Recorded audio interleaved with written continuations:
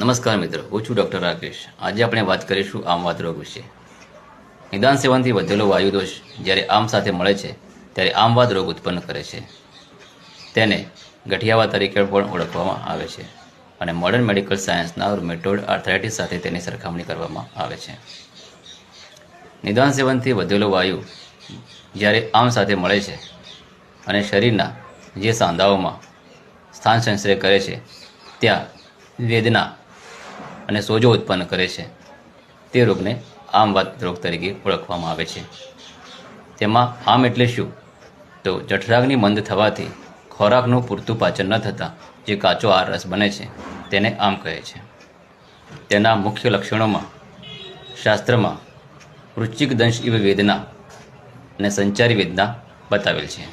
એટલે કે તેમાં જે વેદના થાય છે, તે પીડા થાય છે, તેની તીવ્રતા વીંછી કરડવા સમાન હોય છે અને જે વેદના હોય છે તે એક જગ્યાએ સ્થિર ન રહેતા સંચારી હોય છે. એટલે કે તેનું સ્થાન સમય સમય પર બદલાયા કરે છે. તેની શરૂઆત મોટે ભાગે આંગળીઓના નાના સાંધાઓથી થાય છે અને જે ધીમે ધીમે આગળ વધીને કાંડાના સાંધાઓમાં, કોણીના સાંધામાં, ઘૂંટણના સાંધાઓમાં જોવા મળે છે. તેમાં આરએ ફેક્ટરનો રિપોર્ટ પોઝિટિવ આવે છે.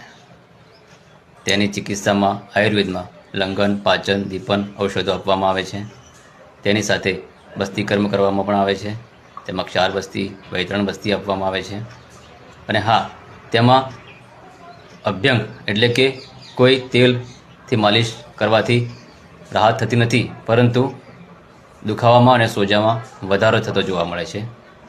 પણ તેના બદલે જો વૃક્ષ સ્વેદ આપવામાં આવે એટલે કે રેતીનો શેક કરવામાં આવે તો દર્દીને રાહત અનુભવાય છે. Thank you.